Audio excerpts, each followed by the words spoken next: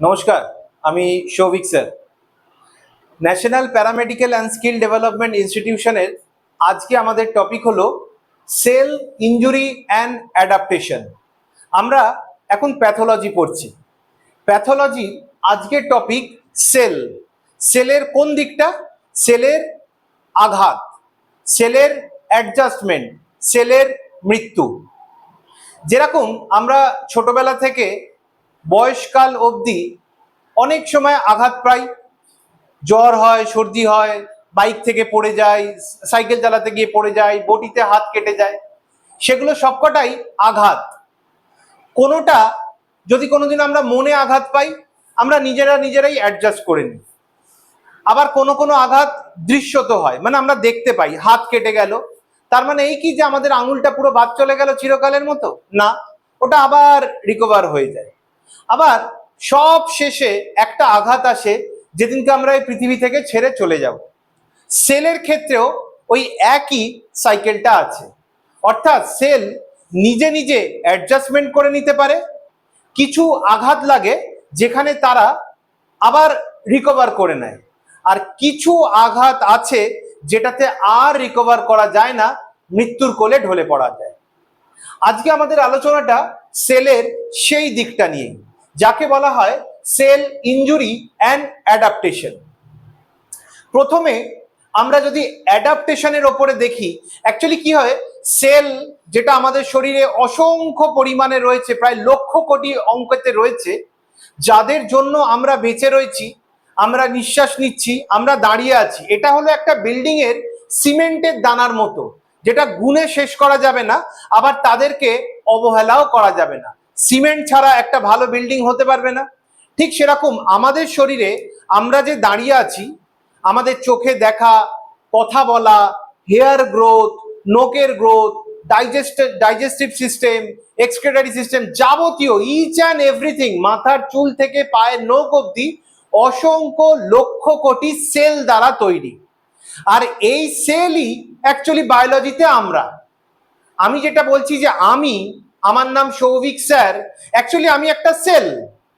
আমার শরীরে অসংখ্য সেল রয়েছে। তোমরা পুরীতে ঘুরতে গেলে বা দীঘাতে গেলে বালি দিয়ে স্যান্ড আর্ট দেখেছো? বালির যে মূর্তিগুলো হয়, তো সেগুলো কি দিয়ে তৈরি হয়েছে? বালি দিয়ে, অসংখ্য বালি দিয়ে। সুতরাং বালিটাই ওখানের মেন প্রাণ। ঠিক সেরকম ভাবে আমাদের শরীরেও যাবতীয় মেন জিনিসটা হলো সেল। সেটা হার্ট হতে পারে, লিভার হতে পারে, কিডনি হতে পারে। তার মানে এরা প্রত্যেকেই জড়ো হয়ে একটা হার্ট বা লিভারকে তৈরি করেছে। তো আজকে আমরা আলোচনা করব সেই রূপকার বা সেল, তাদের যখন আঘাত লাগে সেটা কিভাবে হয়। সব থেকে আসি অ্যাডাপ্টেশন। অ্যাডাপ্টেশনটা হলো সেলের অ্যাডজাস্টমেন্ট। সেল সবসময় আঘাত পায় না, আঘাত পাওয়ার আগে সে নিজেকে অ্যাডজাস্ট করে নিতে পারে। যদি আমি উদাহরণ দিই, এই মুহূর্তে যেটা আমার মাথায় আসছে, দেখবে আমরা ট্রেনে করে যখন যাই, ভিড় ট্রেন থাকে, যদিও বা একটা বসার সিট পেয়ে গেলাম, আর সেটা যদি 4 নম্বর সিটটা হয়, তাহলে কেমন হয়? দাদা একটু সরুন, একটু একটু তো একটুখানি জায়গা আমরা অ্যাডজাস্ট করে বসে পড়তে পারি। ওটা একটা অ্যাডজাস্টমেন্ট হলো কিনা? আবার মনে করো অফ টাইম, ট্রেন ফাঁকা, বসেছি, একবার এই জানলায়, একবার ওই জানলায়, এটা হচ্ছে না, এখানে রোদ আসবে, ওখানে হাওয়া আসবে, তা কত তখন অপশন। কিন্তু ওই সময় ওই ট্রেনে যদি ভিড় হয়, তখন ওই দয়ার সিটটাই মনে হবে একদম রথে বসে আছে। তাহলে এইরকম ভাবে আমরাও নিজেদের সাথে সারাক্ষণ অ্যাডজাস্ট করছি। যখন পকেটে অনেক টাকা, তখন মনে হয় কি খাবে? বিরিয়ানি খাবি? আর শুধু বিরিয়ানি কি হবে, তার সাথে চিকেন চাপ নেবো। আবার যখন টাকা কম থাকে, তখন এগ রোল তো অনেক খেয়েছি, আজকে ভেজ রোলটাই খাই। তো অ্যাডজাস্টমেন্ট আমরা প্রতিনিয়ত করছি, শিখছি কার থেকে? আমাদের সেল তো করছে। আমরা যে জিনিসটা দ্বারা তৈরি, সেই যদি অ্যাডজাস্টমেন্ট করছে, তাহলে আমরা তো করবই। তাই প্রথম অ্যাডজাস্টমেন্ট নাম অ্যাট্রোফি। লিখে নাও তোমরা যারা এই ছকটা লিখেছো। আমরা তাহলে পড়া শুরু করলাম সেল ইনজুরি। সেল ইনজুরির মধ্যে প্রথমে আমরা সেলের অ্যাডজাস্টমেন্টটা দেখে নেব, যেখানে আমাদের খুব একটা মাথা ব্যথার কারণ নেই। সেল নিজে নিজেই একদম ইনভলেন্টারি সিস্টেমের মধ্যে দিয়ে করে নেবে। প্রথমটা হলো অ্যাট্রোফি। এটা জাস্ট বাংলায় পরিষ্কার লেখো। অ্যাট্রোফি কথার অর্থ হলো সেল নিজের সাইজকে কমিয়ে নেওয়া, অর্থাৎ decrease the size of the cell is called atrophy. অর্থাৎ সেলের সাইজ কমে যাওয়া, আয়তনে বর্গে সেল যখন আয়তনে কমে যাচ্ছে, সাইজে কমে যাচ্ছে, ডিক্রিজ হয়ে যাচ্ছে, তাকেই বলে অ্যাট্রোফি। দেখবে যখন আমরা কোথাও আঘাত পাই, ভাবো আমার হাঁটুতে আঘাত লেগেছে বা হাতে আঘাত লেগেছে, তো আমরা কি করি, ওই জায়গাটাকে মুভমেন্ট করি না, অনেকক্ষণ ধরে একই রকম ভাবে রেখে দিই।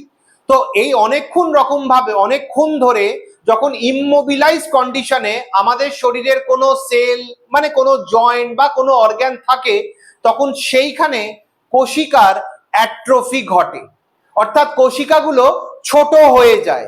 তারা তখন ইনঅ্যাক্টিভিটির কারণে নিজেদের আয়তনে নিজেদেরকে ছোট করে নেয়, অর্থাৎ ডিক্রিজ করে নিচ্ছে সাইজে। এটাকে বলা হয় সেলের অ্যাডাপ্টেশন, যেটাকে আমরা বলছি অ্যাট্রোফি। তারপরে আসি হাইপারট্রফি, অর্থাৎ এর একদম বিপরীত। হাইপারট্রফি মানে হচ্ছে সেল যখন নিজেকে আয়তনে বড় করে নেয়, অর্থাৎ ইনক্রিজ দি সেল সাইজ। আগেরটা ছিল ডিক্রিজ দি সেল সাইজ, আর হাইপারট্রফি কথাটার অর্থ হলো ইনক্রিজ দি সেল সাইজ, অর্থাৎ সেল নিজের আয়তন বা আকার বাড়িয়ে ফেলছে। এটা কখন হয়? যখন আমাদের কোথাও চোট আঘাত লাগে, জায়গাটা ফুলে যায় না, তো সেটা কি হয়? অ্যাট্রোফি হয়, অর্থাৎ সেল আয়তনে বেড়ে যায়। যেমন টনসিলাইটিস হয় বা অন্য কোনো রকম আইটিস যদি হয়, মাসকিউলোস্কেলেটালের জয়েন্টে যদি কোনো রকম আইটিস হয়, তাহলে জায়গাটা কি হচ্ছে? ফুলে যাচ্ছে। তো এই ফুলে যাওয়াটা কিভাবে বলবো আমরা? না, হাইপারট্রফি, অর্থাৎ সেলের আয়তন বেড়ে যাচ্ছে, সাইজটা বেড়ে যাচ্ছে। এটা কেন করছে? সেল নিজেকে অ্যাডজাস্ট করে নিচ্ছে। প্রথমটা ছিল ছোট করে নিল, এবারে বড় করে নিল। 3 নম্বর আসবে হাইপারপ্লেসিয়া। হাইপারপ্লেসিয়াটা হচ্ছে না ছোট করবে না বড় করবে, কি করবে? সংখ্যায় নিজেকে বাড়িয়ে তুলবে, অর্থাৎ মাল্টিপল নাম্বার অফ সেল। যখন সেলের ডিভিশন বেড়ে যাবে তাকেই বলা হয় হাইপারপ্লেসিয়া। প্রেগন্যান্সির টাইমে মহিলাদের স্তনের বৃদ্ধি পাওয়া, এটা হচ্ছে ক্লাসিক্যাল এক্সাম্পল অফ হাইপারপ্লেসিয়া। অর্থাৎ যখন স্তনের সাইজ বড় হয়ে যাচ্ছে, সেটা কিভাবে হচ্ছে? না, সেলের ডিভিশন হয়ে যাচ্ছে, সেলের মাল্টিপল নাম্বার অফ সেল আর ইনক্রিজ, এটাকেই বলা হয় হাইপারপ্লেসিয়া। লিখে নিয়েছো? এবারে আসি 4 নম্বর, মেটাপ্লেসিয়া। মেটাপ্লেসিয়াটা হলো সেল, একটা অ্যাডাল্ট সেল যখন সম্পূর্ণ পরিবর্তন হয়ে অন্য একটা সেলের অ্যাডাল্ট সেলের মতো হয়ে যায়, তাকেই বলা হয় মেটাপ্লেসিয়া। এখানে লেখো, a cell, a adult cell change the type, a adult cell change the type and convert other cell type and convert other cell type, but কিন্তু it is reversible, অর্থাৎ এটা আবার পুনরায় ঠিক হয়ে যাবে। এবারের মতো হয়তো পরিবর্তন হয়ে যাচ্ছি, কিন্তু আগামী সময় যদি আমার অবস্থা আবার ভালো হয়, আমি কিন্তু পরিবর্তন হয়ে যাব।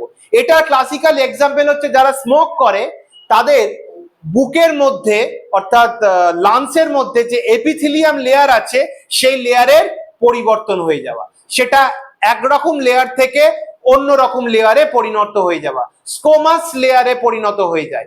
এটাই হলো সম্পূর্ণ সেলের পরিবর্তন ঘটা। কিন্তু যদি স্মোকিং বন্ধ করে দেওয়া যায় বা যদি হার্মফুল অবজেক্ট গুলো শরীর থেকে বেরিয়ে যায় বা না আসে, তাহলে ওটা আবার নিজের সেলেই পরিণত হয়ে যাবে, অর্থাৎ রিভার্সেবল, এটা পুনরায় আবার আগের মতো জায়গায় চলে যেতে পারে। তাহলে আমরা 4 রকমের অ্যাডাপ্টেশন দেখলাম। অ্যাট্রফি মানে সাইজ ছোট হয়ে যাওয়া, হাইপারট্রফি সাইজ বড় হয়ে যাওয়া, হাইপারপ্লেসিয়া, হাইপারপ্লেসিয়া মানে সংখ্যায় বেড়ে যাওয়া একই, আর মেটাপ্লেসিয়া মানে যখন পুরো চেঞ্জ হয়ে যাচ্ছে, একটা ছিল এ এখন হয়ে গেল বি, কিন্তু তার মানে চিরকাল বি থাকবে না, এটা আবার এ হয়ে যাবে। কখন হবে? যখন বিপদ চলে যাবে। এইটা ছিল সেলের অ্যাডাপ্টেশন।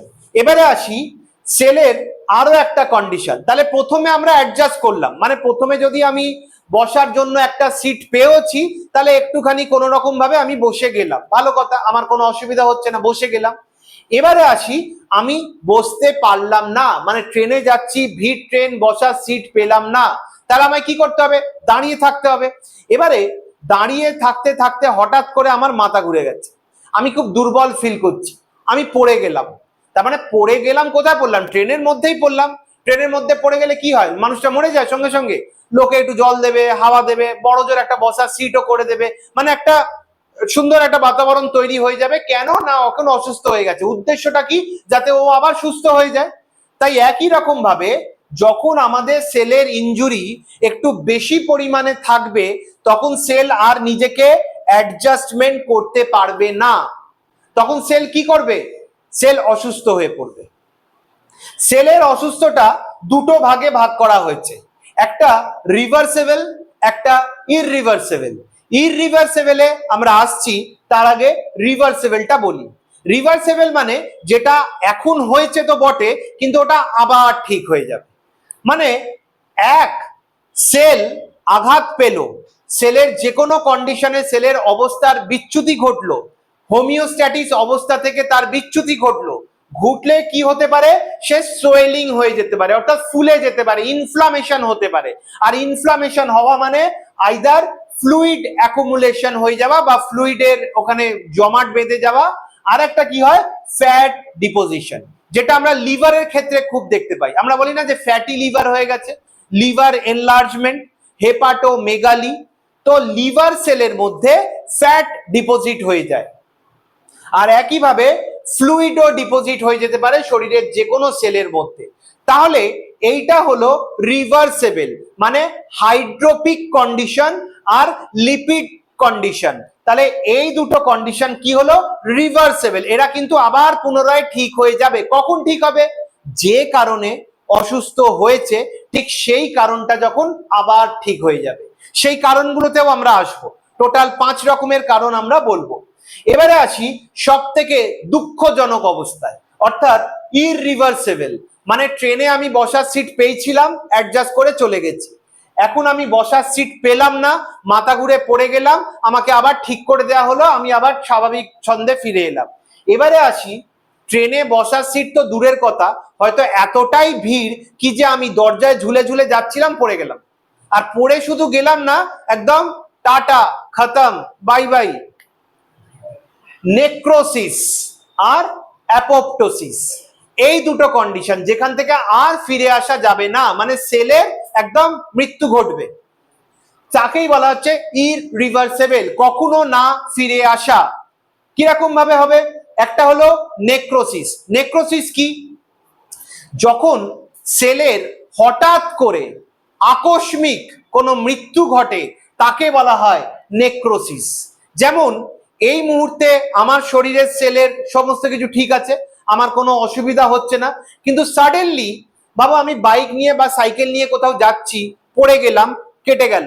তাহলে যখন কেটে গেল, এইখানে যে সেলগুলো ছিল তাদের তো এক্ষুনি মরার কথা ছিল না, কিন্তু তারা হঠাৎ করে আকস্মিক আমার পড়ে যাওয়ার ফলে, বা আমি শশা নিয়েছি, শশাটাকে কাটছি, কাটতে গিয়ে আমার হাতটা কেটে গেল, তাহলে হঠাৎ করে সেলের মৃত্যু হয়ে গেল, একেই বলা হচ্ছে নেক্রোসিস। এই যে সেলের মৃত্যু হলো, এটা কিন্তু আর রিভার্স হবে না, এটা মরে গেছে মানে মরে গেছে, শরীর আবার নতুন করে সেল ওখানে জন্ম দেবে।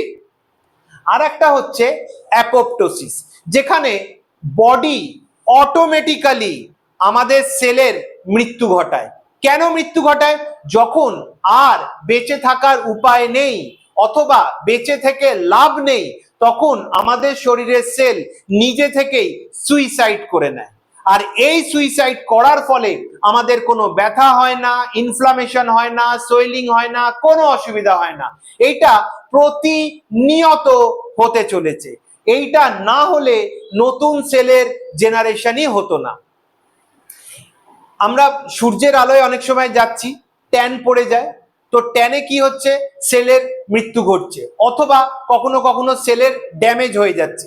তো ওই পুরনো সেলটাকে ফেলে দিয়ে আবার নতুন সেলের রিপ্লেসমেন্ট হয়ে যেতে আমাদের কোনো ব্যথা হয়, কোনো জ্বালা হয়, কোনো যন্ত্রণা হয়? সব সময় তো একদমই হয় না, কখনো কখনো হতে পারে। তাহলে নর্মালি সেল যখন নিজের ইচ্ছায় মৃত্যুবরণ করে অন্য আর একটা সেলকে জায়গা করে দেওয়ার জন্য বা নতুন সেলকে জায়গা করে দেওয়ার জন্য, তাকেই বলে অ্যাপোপ্টোসিস। আর যখন হঠাৎ করে আকস্মিক কোনো কারণে সেলের মৃত্যু ঘটে, সেইটা হলো নেক্রোসিস। এবারে কথা হচ্ছে কেন বা কে বা কি এই সেলের ইনজুরি ঘটাতে পারে। লিখে নাও, cause of cell injury. Cause of cell injury, প্রথম হচ্ছে হাইপক্সিয়া, অর্থাৎ অক্সিজেনের ঘাটতি। HYPOXIA, হাইপক্সিয়া, অক্সিজেনের ঘাটতি। এটাকে অনেক সময় বলা হয় ইসচেমিয়া, অর্থাৎ যদি আমরা সঠিকভাবে অক্সিজেন না নিতে পারি তাহলে আমার বডি বা সেল অক্সিজেন পাবে না, এনার্জি তৈরি করতে পারবে না, আর অক্সিজেনের অভাবে কি হবে, সেলের মৃত্যু ঘটবে। ঠিক যেভাবে হার্ট অ্যাটাক হয়, মায়োকার্ডিয়াল ইনফাকশন। আমরা কি বুঝি হার্ট অ্যাটাক সম্পর্কে সেটা আগামী দিনে আমরা জানাবো, বুঝবো, তোমাদের সাথে আমরা সবাই এটা আলোচনা করব। কিন্তু এখন এইটুকু জেনে রাখো, হার্ট অ্যাটাক মানে হার্টের একটা নির্দিষ্ট অংশের অনেকগুলো সেল অক্সিজেন পায় না, অক্সিজেন না পাওয়ার কারণে তাদের মৃত্যু ঘটে, আর এই মৃত্যুটাই আমরা হার্ট অ্যাটাক বলে থাকি। তাহলে প্রথম কারণ হলো হাইপক্সিয়া। 2 নম্বর কারণ হলো ফিজিক্যাল এজেন্ট, ফিজিক্যাল ট্রমা। লেখো physical trauma, TRAUMA, physical trauma. Physical ট্রমায় কি পাবো, কোন রকম চোট, আঘাত, গরম লাগা, ঠান্ডা লাগা, এই সমস্ত কিছু, অর্থাৎ এক কথায় অ্যাক্সিডেন্ট। এই যেটা বললাম, এক্সাম্পল দিলাম, সাইকেল থেকে পড়ে গেলাম, তো ওটা কি ছিল, ফিজিক্যাল ট্রমা। 3 নম্বর হলো কেমিক্যাল এজেন্ট। কেমিক্যাল এজেন্ট কোনটা, টক্সিনস, ড্রাগ, এইগুলো হচ্ছে কেমিক্যাল। অর্থাৎ আমরা আইদার অ্যালকালাই অথবা অ্যাসিডিক এর সংস্পর্শে এসে যেতে পারি, আমাদের শরীরে কোনো বিষক্রিয়া ঘটতে পারে, ইভেন আমরা কোনো ওষুধ খেতে পারি যে ওষুধের কারণে আমাদের শরীরে টক্সিন বেড়ে যেতে পারে। তাহলে এরা প্রত্যেকেই সেলের মৃত্যুর জন্য কারণ হয়। সুতরাং আমরা যে ওষুধ খাই আমাদের ভালো হওয়ার জন্য বা সুস্থ হওয়ার জন্য, কিন্তু সেগুলো তো কেমিক্যাল দ্বারা তৈরি, যদি সেটা অ্যালোপ্যাথি হয়, তাহলে তার একটা সাইড এফেক্ট আছে যাকে ফার্মাকোডাইনামিক বলা হয়। তাহলে এই সাইড এফেক্টের কারণে আমাদের বডির টিস্যু মারা যেতে পারে, হয় কি না?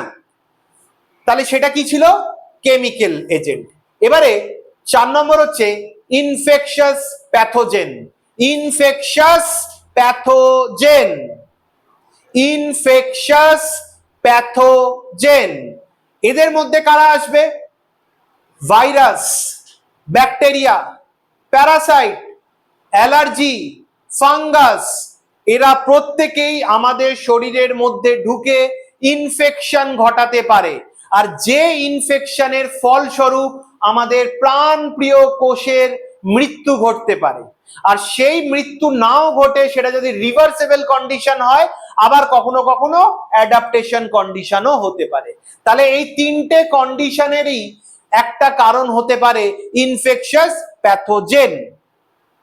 তারপরে 5 নম্বর ইমিউনোলজিক্যাল, ইমিউনিটি অর্থাৎ ইমিউনোলজিক্যাল। ইমিউনোলজিক্যালে কি হয়, অটো ইমিউন ডিজিজ, অর্থাৎ যখন আমাদেরই শরীরের ইমিউনিটি আমাদেরই শরীরের নর্মাল হেলদি সেলকে শত্রু ভেবে নষ্ট করে দেয়, সেখান থেকে যে ডিজিজটা তৈরি হয় তাকেই বলে অটো ইমিউন ডিজিজ।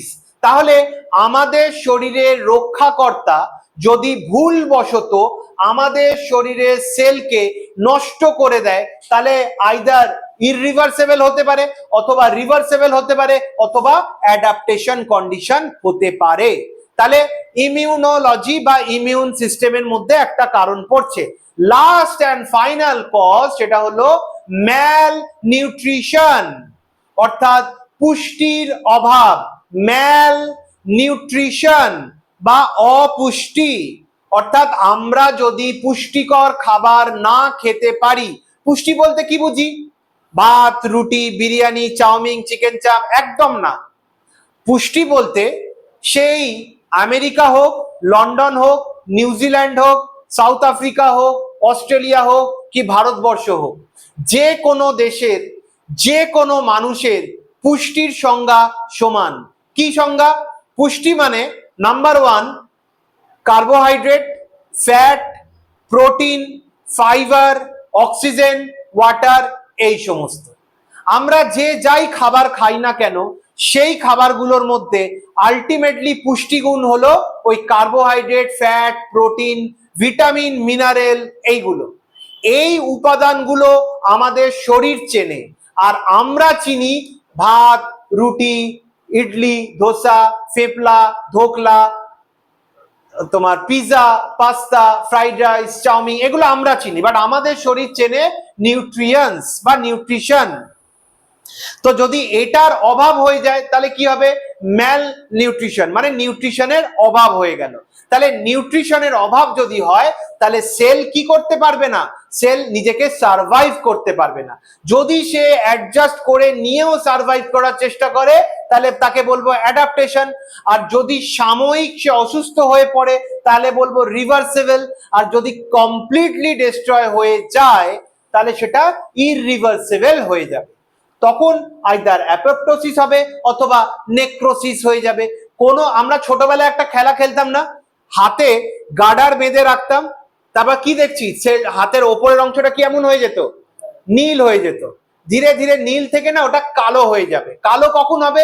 যখন সেল আর রক্ত নিয়ে পৌঁছে দিতে পারবে না, মানে সেলের কাছে যখন রক্ত পৌঁছাবে না তখন জায়গাটা কালো হয়ে যাবে। আর কালো হওয়া মানে সেলগুলোর মৃত্যু ঘটে গেছে। সেলগুলো কি করে মরেছে? না সেলগুলোর ফাঁসি হয়েছে, সেলগুলোকে খাবার দেওয়া হয়নি, সেলগুলোর কাছে রক্ত পৌঁছায়নি। আচ্ছা, শরীরের ট্রান্সপোর্টার কে হচ্ছে? রক্ত। অর্থাৎ আমরা যা খাচ্ছি, আমাদের অক্সিজেন, আমাদের all the nutrition diluted in the blood, and blood হচ্ছে একটা ট্রান্সপোর্টারের মতো কাজ করছে, যেটা এ প্রান্ত থেকে ও প্রান্ত ছুটে বেড়াচ্ছে। আমাদের শরীরে একাধিক, বললাম কয়েক লক্ষ কোটি সেল রয়েছে, সেই সেলের মধ্যে ব্লাড সেই নিউট্রিশন গুলোকে পৌঁছে দিচ্ছে, ব্লাড অক্সিজেনটাকে পৌঁছে দিচ্ছে। তাহলে এই প্রক্রিয়ার মাধ্যমে আমরা সেলের ইনজুরি অ্যান্ড অ্যাডাপ্টেশন সম্পর্কে বুঝলাম।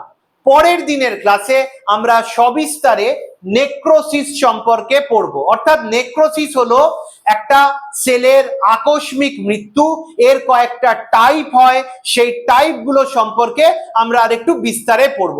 জাস্ট একটু বলে রাখি, যেমন নেক্রোসিসের টাইপ হচ্ছে কোয়াগুলেটিভ টাইপ, তারপরে লিকিউফেক্টিভ টাইপ, ক্যাজিয়াস টাইপ, ফাইব্রিনয়েড, ফ্যাট, এরকম টাইপের নেক্রোসিস আছে।